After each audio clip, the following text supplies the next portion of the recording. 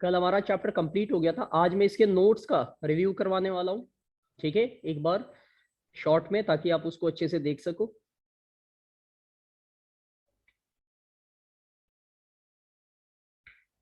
Now look at your screen. अपनी screen पे नजर डालें तो हमारा जो चैप्टर है कार्बन एंड इट्स कंपाउंड, इसके कुछ इंपॉर्टेंट पॉइंट मैं आपसे डिस्कस करने वाला हूँ। चैप्टर हमारा कंप्लीट हो चुका है, इसमें ज्यादा कुछ था नहीं, बहुत थोड़ा सा था। और इस चैप्टर के अंदर के एक बार जो कुछ इंपॉर्टेंट बातें वो एक बार आपको बता दें, ताकि आप दोबारा थोड़ा सा और बेहतर समझ पाओ और कर पाओ उन्हें। सो देखिए, यहाँ पे सबसे पहले आपको एक सिंबल दिखाई दे रहा है बेटा, दिस वन। इसे ध्यान से देखिए, दिस वन। ठीक है, ये है कार्बन का सिंबल और ये इसका एटॉमिक नंबर है, ठीक है, 6, और मास नंबर इसका 12 है। ठीक है, and this is a non metal, जो कि पीरियोडिक टेबल में भी देखने को मिलता है। अब अगर मैं आगे बताऊं तो the chemical symbol of the carbon जो है वो है सी, कैपिटल सी। एटॉमिक नंबर इसका कितना है बेटा, 6। ठीक है, मास नंबर इसका कितना है, that is 12, and it's a non metallic element. ये नॉन मेटेलिक एलिमेंट है, कहने का मतलब it's a non metal simply. अगर हम बात करें एलोट्रॉप्स ऑफ कार्बन की, तो कार्बन के जो एलोट्रॉप्स है वो आपको याद होगा, हमने यहाँ पे 3 एलोट्रॉप की बात की थी। इनमें एलोट्रॉप होते क्या है, यानी कि प्रारूप बोलते हैं, किसी भी एक चीज के अलग अलग फॉर्म, उनको हम एलोट्रॉप्स कहते हैं। तो these are different forms of carbon that differ in arrangement and physical property, यानी कि इनकी फिजिकल प्रॉपर्टी और अरेंजमेंट डिफरेंट होता है, लेकिन इनकी केमिकल प्रॉपर्टी हमेशा क्या होती है, सेम होती है। Remember it. So what are allotropes? Allotropes are the different forms of the element having different physical and arrangement property but same chemical property. All right, and this property या this phenomenon is known as allotropy. तो एक तो diamond मैंने आपको बताया, diamond 3D structure होता है। ठीक है, इसका जो स्ट्रक्चर है वो काफी ज्यादा मजबूत होता है, बट ये पुअर कंडक्टर ऑफ इलेक्ट्रिसिटी होता है। दूसरा हमने पढ़ा था ग्रेफाइट। ग्रेफाइट एक सॉफ्ट और हेक्सागोनल प्लेनर स्ट्रक्चर होता है, लेयर्ड स्ट्रक्चर कह सकते हैं। It's a good conductor of electricity. Okay, fullerene की बात करें तो ये एक स्फेरिकल शेप में केज जैसा स्ट्रक्चर होता है, फुटबॉल की तरह इसकी शेप होती है। ओके, और C60 में सबसे सिंपलेस्ट आपके पास फुलरेन होती है, जो कि सोसर बॉल, इनका इस्तेमाल जो है कंस्ट्रक्शन वर्क में या कह लीजिए बड़ी बड़ी बिल्डिंग को डिजाइन करने के लिए किया जाता है। उसके बाद वर्सेटाइल नेचर ऑफ कार्बन ने पढ़ा था कि वर्सेटाइल नेचर ऑफ कार्बन किन वजह से, उसके कारण बताने थे। तो आपको ये देखो 2 कारण यहाँ पे बताए गए हैं। First property is called the catenation. तो कैटेनेशन की डेफिनेशन अगर एग्जाम में आती है तो आप लिखोगे self linking property of carbon atom through the covalent bond to form the long chain and rings is known as catenation.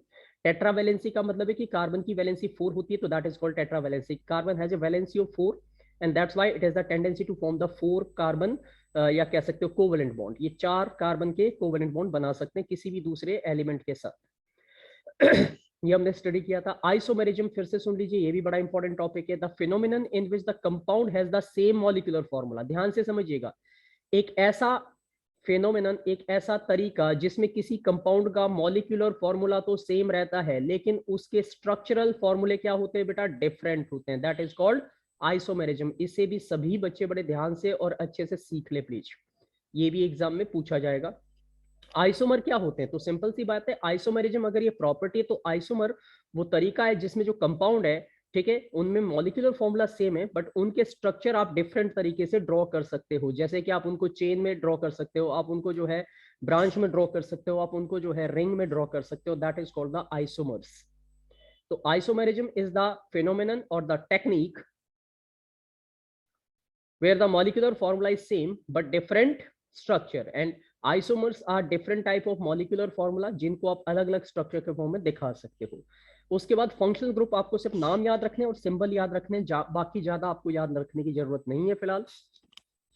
तो क्या होते हैं फंक्शनल ग्रुप, जो फंक्शन यानी कि किसी भी पर्टिकुलर कंपाउंड की प्रॉपर्टी को चेंज कर दे, उन्हीं को फंक्शनल ग्रुप कहते हैं। तो एटम्स और group of atoms, okay, responsible for the chemical property of an organic compound, they are called functional group। और मैंने आपको 4 बताए थे। एल्कोहल बताया था, आपको याद हो तो, ठीक है, एल्डिहाइड बताया था, कीटोन्स बताया था, और एक था आपका कार्बोनिक एसिड। उसके बाद आपको याद होगा हमने ऑर्गेनिक कंपाउंड की बात की थी, और एक नाम मैंने बताया था जिन्होंने सबसे पहले ऑर्गेनिक कंपाउंड को आर्टिफिशियली सिंथेसाइज किया था। उससे पहले लोगों की मान्यता थी कि जो कार्बन कंपाउंड या ऑर्गेनिक कंपाउंड है वो नेचुरल तरीके से एक वाइटल फोर्स के थ्रू बनते हैं। तो अब ऑर्गेनिक कंपाउंड क्या होते हैं, you know these are the carbon, जहां जहां पे जिन भी चीजों के अंदर, जिन भी कंपाउंड में कार्बन एक सब्सटेंस का रोल प्ले कर रहा है, that mean carbon is present, they are called simply organic compounds and they occur with in the living system. ये ज्यादातर लिविंग में ही मिलते हैं carbon compound, except for the oxide of carbon, carbonate, hydrogen. इनके अलावा ये वैसे तो ये इनऑर्गेनिक होते हैं, बट इनमें भी कार्बन होता है, बट इनको हम इनऑर्गेनिक मानते हैं, they are not the part of the organic. And इसी ऑर्गेनिक कंपाउंड की वजह से केमिस्ट्री की एक अलग ब्रांच बनी है जिसको कहते हैं ऑर्गेनिक केमिस्ट्री। ओके, अब उसके बाद हमने पढ़े थे हाइड्रोकार्बन, अगर आपको याद हो तो हाइड्रोकार्बन क्या होते हैं, तो हाइड्रोकार्बन के बारे में the compounds of hydrogen and carbon. Okay, compound containing carbon and hydrogen are called hydrocarbon. और इनको हमने कैसे पढ़ा था, तीन कैटेगरी में हम इनको समझ सकते हैं। अनसैचुरेटेड हाइड्रोकार्बन, तो hydrocarbon compound having the you know double और ट्रिपल बॉन्ड, जिसमें डबल या ट्रिपल बॉन्ड होते हैं कार्बन कार्बन के बीच में, they are called the unsaturated hydrocarbon. Saturated hydrocarbon मैंने क्या बताया था, the carbon compounds having the single bond, जहां पे कार्बन कार्बन एटम्स के बीच में सिंगल बॉन्ड है, उनको सैचुरेटेड कहते हैं। ऑलराइट, एरोमेटिक हाइड्रोकार्बन्स क्या होते हैं, दे आर द अनसैचुरेटेड, ये भी अनसैचुरेटेड हाइड्रोकार्बन होते हैं जिनके अंदर क्या होता है, एक या एक से ज्यादा रिंग होती है। कहने का मतलब इसमें बेंजीन आपको याद होगा, C6H6 वाला फॉर्मूला जो एक रिंग के फॉर्म में था, दैट इज एरोमेटिक। एरोमेटिक इसलिए बोलते हैं क्योंकि ये कंपाउंड जो होते हैं इनमें एरोमा होता है, इसमें एक खास तरीके की स्मेल होती है, खुशबू होती है। अब अगर मैं आगे बताऊं बेटा आपको अनसैचुरेटेड हाइड्रोकार्बन, तो अनसैचुरेटेड हाइड्रोकार्बन को मैंने आपको दो कैटेगरी में डिवाइड किया था, एल्कीन्स और एल्काइंस। एल्कीन्स क्या होते हैं, alkenes are the unsaturated hydrocarbon जिनमें डबल बॉन्ड होता है कार्बन कार्बन के बीच में। इसका एक जनरल फॉर्मूला उस ड्रॉ करने के लिए मैंने आपको बताया था, CnH2n। एंड एल्काइंस क्या होते हैं, अगेन आप फिर से कह सकते हो, they are also the unsaturated hydrocarbons having the triple bond, जिनमें कार्बन कार्बन के बीच में ट्रिपल बॉन्ड होता है। उनको रिप्रेजेंट करने के लिए जनरल फॉर्मूला मैंने आपको ये बताया था, CnH2n-2। तो ये बहुत ही सिंपल और इजी वाले नोट्स मैंने आपको यहाँ पे निकाल के दिए हैं, और उसकी वीडियो में आपके लिए रिकॉर्ड कर रहा हूँ, ताकि आप दोबारा इन्हें रिवाइज करने बैठो तो आप इनको कम से कम इतनी चीजों को अच्छे से रिवाइज कर लो, समझ लो, और फिर आपके लिए काफी इजी हो जाएगा ये chapter, because this chapter is not that difficult. इतना डिफिकल्ट हिस्सा इसका नहीं है, क्योंकि जो मुश्किल वाला पार्ट था वो इस सिलेबस से आपका पहले ही कट चुका है। अब बात करते हैं बेटा सैचुरेटेड हाइड्रोकार्बन की, जिनको हम सिंपल टर्म में क्या बोलते हैं, एल्केन्स बोलते हैं। ध्यान से देना, alkanes, ANES, alk alk word तीनों में लग रहा है, लेकिन जहां पे एन लगेगा कार्बन कार्बन के बीच में सिंगल बॉन्ड, जहां इन लगेगा कार्बन कार्बन के बीच में डबल बॉन्ड, जहां आइन लगेगा YNE, वहां पे कार्बन कार्बन के बीच में ट्रिपल बॉन्ड होगा। तो alkenes are saturated hydrocarbon represented by the general formula, सबका याद रखिएगा क्योंकि ड्रॉ करने के लिए आ सकता है। कल मैंने आपको बताया था कि कैसे आप किसी भी कंपाउंड का फॉर्मूला का जो है वो बना सकते हो, अगर आप इसके जनरल फॉर्मूले को जानते हो। आपको सिर्फ n की वैल्यू पता हो तो आप कोई भी फॉर्मूला डिराइव कर सकते हो। सैचुरेटेड साइक्लिक कंपाउंड्स भी होते हैं। साइक्लिक का मतलब जो रिंग के फॉर्म में होते हैं, तो उनको जैसे हमारे पास एक प्रोपेन होता है, तो उसको अगर हम रिंग के फॉर्म में लिखेंगे तो साइक्लोप्रोपेन बोलेंगे, ठीक है। ब्यूटेन होता है, अगर वो रिंग के फॉर्म में होगा तो साइक्लोब्यूटेन कहलाएगा, ठीक है। इसके अलावा पेंटेन होता है, तो उसको अगर हम रिंग के फॉर्म में शो करेंगे तो that is called cyclo. Cyclo word तब लगेगा जब भी कोई चीज, कोई ऑर्गेनिक कंपाउंड आपका कैसा हो, यू नो रिंग के फॉर्म में होगा। तो ये हो गया आपके पास अनसैचुरेटेड, सैचुरेटेड हाइड्रोकार्बन। अनसैचुरेटेड फिर से सुन लीजिए, दो टाइप के होंगे, एल्कीन और एल्काइन। एल्कीन के अंदर डबल बॉन्ड होगा कार्बन कार्बन के बीच में, जनरल फॉर्मूला CnH2n होगा बेटा। एल्काइंस के अंदर जो है ट्रिपल बॉन्ड होगा कार्बन कार्बन के बीच में। ऐसा नहीं कि हर एक कार्बन के बीच में होगा, कोई भी दो कार्बन ले लो, उनमें अगर मिल जाता है तो पूरे का पूरा ही कंपाउंड वो क्या कहलाएगा, आपका अनसैचुरेटेड कहलाएगा। और जनरल फॉर्मूला CnH2n-2 से आपको निकालने के लिए आएगा। एल्केन की बात करेंगे तो हर कार्बन के बीच में सिंगल सिंगल बॉन्ड मिलेगा, जनरल फॉर्मूला CnH2n+2 रहने वाला है, ठीक है। और इसमें सारे सिंपलेस्ट आते हैं जो हमने पढ़े थे, methane, ethane, propane, butane, hexane. और एरोमेटिक हाइड्रोकार्बन्स मैंने आपको बताए थे, ये भी अनसैचुरेटेड होते हैं, जहां पे रिंग के फॉर्म में होते हैं और इनके बीच में डबल या ट्रिपल बॉन्ड होता है। इसका सिंपलेस्ट एग्जांपल आप बेंजीन याद रखोगे, C6H6, ओके। उसके बाद अब आगे देखिए, in the hydrocarbon chain one or more hydrogen can be replaced by some other element, and in such compound the element replacing the hydrogen is referred to as the heteroatom। अब मान low carbon और hydrogen के अलावा अगर हम organic compound के अंदर किसी और एटम का या ग्रुप ऑफ एटम का यूज करते हैं, तो वो उसके नेचर को बदल देता है, और इसीलिए वो फंक्शनल ग्रुप, यानी कि वो उसी नाम से जाना जाता है। आपको याद होगा मैंने फंक्शनल ग्रुप आपको 4 बताए थे। पहला था ये एल्कोहल, एल्कोहल का सिंबल होता है OH, ठीक है। और जब ये लास्ट में ऐड होगा तो नाम में क्या लग जाएगा, ऑल। जैसे एल्केन था तो अगर उसमें OH जोड़ दिया तो क्या बन जाएगा, एल्केनॉल बन जाएगा वो, ठीक है, जैसे मीथेन था तो मिथेनॉल हो जाएगा, इथेन था तो इथेनॉल हो जाएगा बेटा, ठीक है। एल्डिहाइड लगेगा तो CHO उसका जनरल फॉर्मूला होगा, लास्ट में AL जुड़ेगा तो अगर वो कोई भी एल्केन था तो एल्केनल हो जाएगा। जैसे अगर वो मान लो इथेन था तो इथेनल कहलाएगा, ठीक है। ब्यूटेन था तो ब्यूटेनल कहलाएगा। और कीटोन ग्रुप अगर लगेगा तो CO होता है डबल बॉन्ड के साथ और इसमें लास्ट में ONE लगता है तो एल्केनन के नाम से कहलाएगा, जैसे ब्यूटेनन, ठीक है, इस तरीके से। लेकिन ये तुम्हें बनाने के लिए नहीं आने, सिर्फ तुम्हें इनके नाम याद रखने की कोशिश करनी है। लास्ट में ये आपका जो है कार्बोक्सिलिक एसिड है जो ओइक एसिड के नाम से लगेगा, और यहाँ पे कोई भी चीज होगी तो लास्ट में से मिथेनोइक एसिड, इथेनोइक एसिड, ये नाम आपने कहीं ना कहीं सुने जरूर होंगे इस तरीके से। तो इनके सिर्फ आपको सिंबल और ये जनरल फॉर्मूले और ये नाम याद रखने हैं। ये आपको पहले इसमें नोमेनक्लेचर आता था तो वो इस बार सिलेबस में नहीं है आपके, तो वो चीजें आपको मेंशन करने की कोई जरूरत नहीं है, ना ही उन पे ज्यादा ध्यान देने की जरूरत है। अब लास्ट टॉपिक आ जाता है इस चैप्टर का हमारा जो हमने पढ़ा था, होमोलोगस सीरीज। होमोलोगस सीरीज, होमो का मतलब समझिए सेम, लोगस मतलब पोजीशन। तो अगर हाइड्रोकार्बन के किसी पर्टिकुलर कैटेगरी के अंदर सेम पोजीशन पे कोई चीज रिप्लेस हो रही है तो वो सीरीज एक जैसी मानी जाएगी, and that is what we call homologous. तो डेफिनेशन सबको क्लियर होनी चाहिए, एग्जाम्पल सबको क्लियर होने चाहिए, प्रॉपर्टी सबको क्लियर होनी चाहिए। यहां से तुम्हारा 3 नंबर का क्वेश्चन लगभग तय है, पक्का आएगा। होमोलोगस सीरीज में से डेफिनेटली क्वेश्चन देते हो। चलिए इसकी डेफिनेशन की बात करते हैं। अ series of compound having the same functional group, ध्यान से सुनिए, हाइड्रोकार्बन की कोई भी एक सीरीज जिसमें सेम फंक्शनल यानी कि लास्ट में सेम फंक्शनल ग्रुप लग रहा हो, जैसे मान लो लास्ट में एल्कोहल लग रहा है, या लास्ट में इथेनॉल लग रहा है, या लास्ट में कोई हैलोजन लग रही है, तो ऐसे ग्रुप को हम होमोलोगस सीरीज में काउंट करते हैं। सिमिलर, उनकी केमिकल प्रॉपर्टी सिमिलर हो जाती है, बट उनके बीच में जो डिफरेंस देखने को देखा था हमने, याद होगा, वो था CH2, यानी कि पहले में जो भी फॉर्मूला है उसमें CH2 ऐड कर दो तो अगले वाला होमोलोगस सीरीज का कंपाउंड बन जाएगा, फिर उसमें CH2 ऐड कर दो तो उससे अगले वाला।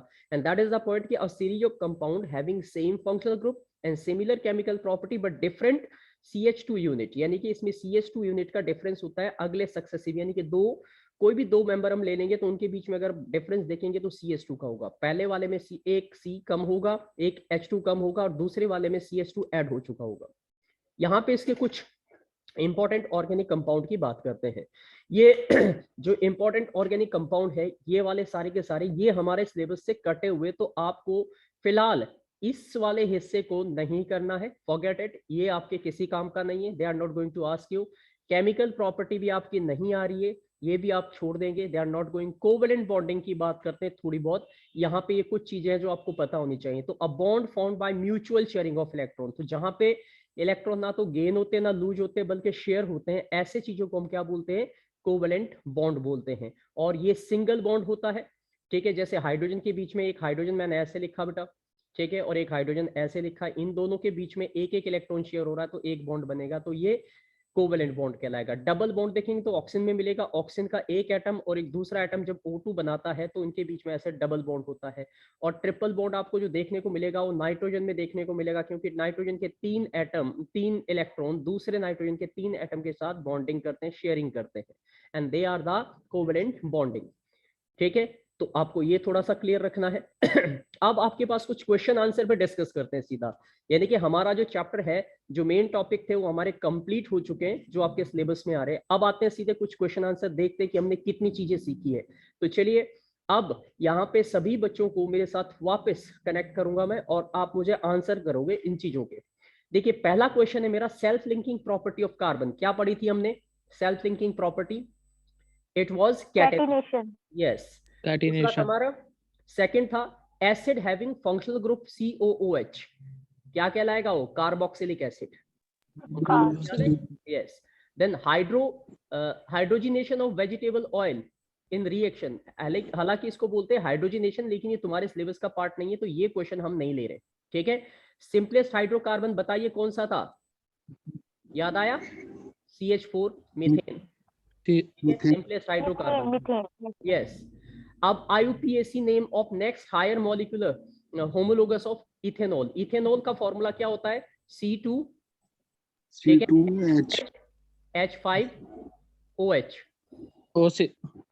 ठीक है। तो इन्होंने सवाल क्या पूछा, इन्होंने पूछा है कि next IUPAC name of next higher homologous of ethanol. तो इथेनॉल के बाद अगले क्या आएगा? C3 होगा तो क्या हो जाएगा? Propanol, propanol. 2 के लिए इथ आता है तो 3 के लिए क्या आता है, प्रोप आता है, तो प्रोपेनॉल हो जाएगा। बस ये लिखना है आपको। आगे देखिए, the substance used in making the perfume and flavouring agent, ये भी आपका सिलेबस से कटा हुआ है। इनको एस्टर्स बोलते हैं, बट वो आपके सिलेबस में नहीं है फिलहाल, ठीक है। अगला देखो यहाँ पे और क्वेश्चन देखो, hydrocarbon burn in air with सूटी फ्लेम। तो यानी कि जो सूटी फ्लेम के साथ बर्न करते हैं उनको क्या बोलते हैं, कार्बन कंपाउंड्स बोलते हैं सिंपल टर्म में। The functional group present in the methanol, methanol में कौन सा फंक्शनल ग्रुप था हमारा, OH, OH। ठीक है, OH, एल्कोहल जिसको कहते हैं।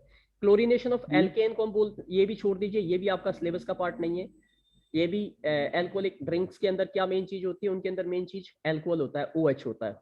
अब देखो कुछ क्वेश्चन को डिस्कस करते हैं 1 मार्कर में जो आते हैं, देखिए ध्यान से देखिएगा। आप सब म्यूट कर लो अपने आप को, म्यूट योरसेल्फ, ठीक है। अब सिर्फ मैं बताऊंगा, आप सुनेंगे ताकि डिस्टर्बेंस ना रहे। अब बाद में दोबारा देख लीजिएगा। विच ऑफ द फॉलोइंग फॉर्मूले रिप्रेजेंट द सैचुरेटेड हाइड्रोकार्बन।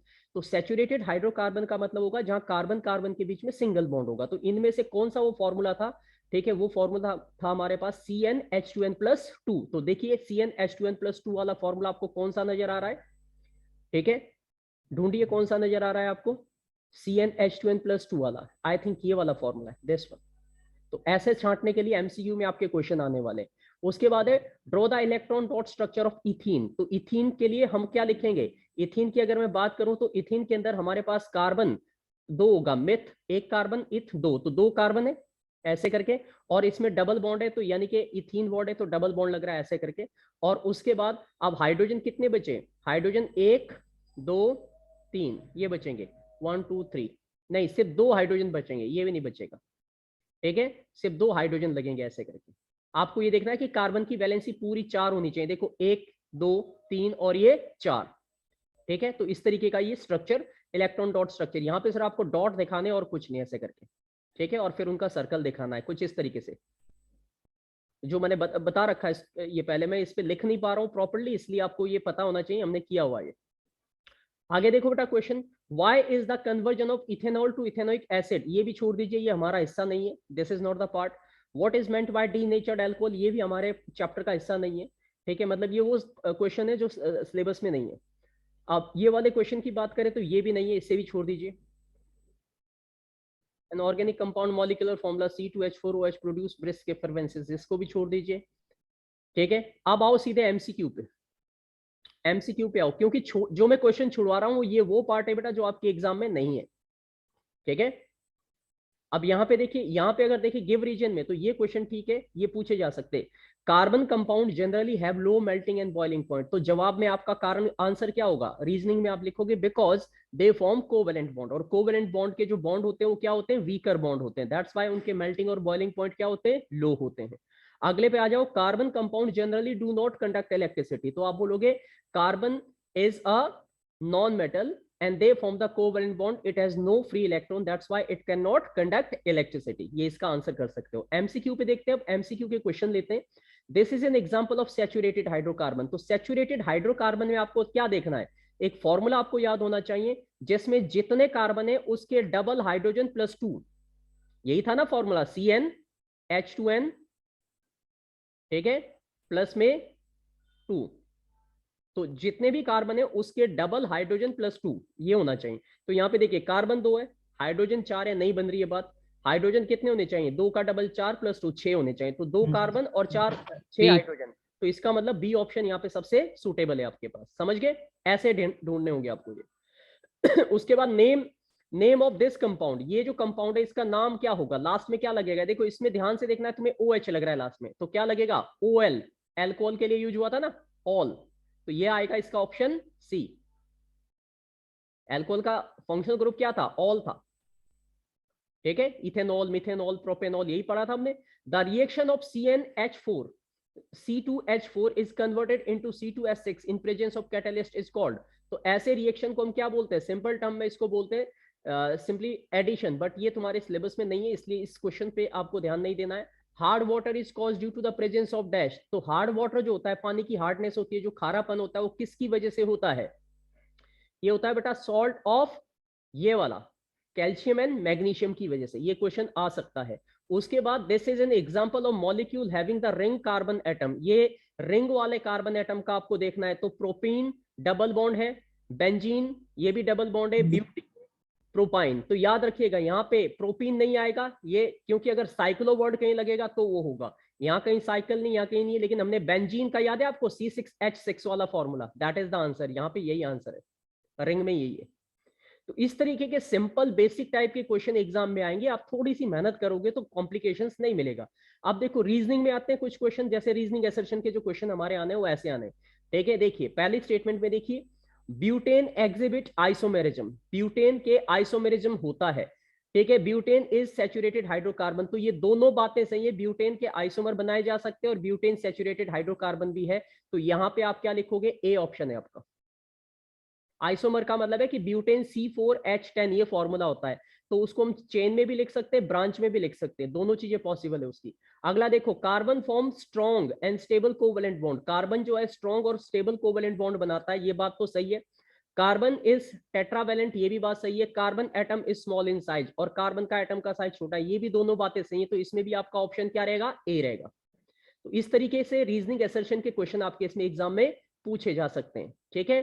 तो ये था हमारा, यहाँ पे ये चैप्टर कंप्लीट हो जाता है, ठीक है। और यहाँ पे आई थिंक मैंने आपको कुछ क्वेश्चंस भी बता दिए, नोट्स को भी एक बार रिवाइज करवा दिया। बाकी कुछ काम बेटा तुम्हें खुद भी करने पड़ेंगे, मेहनत तो तुम्हारी लगनी है ना, अल्टीमेटली आपकी समझ और आपकी अकल, ठीक है, डिसाइड करेगी कि आप किस लेवल पे हो।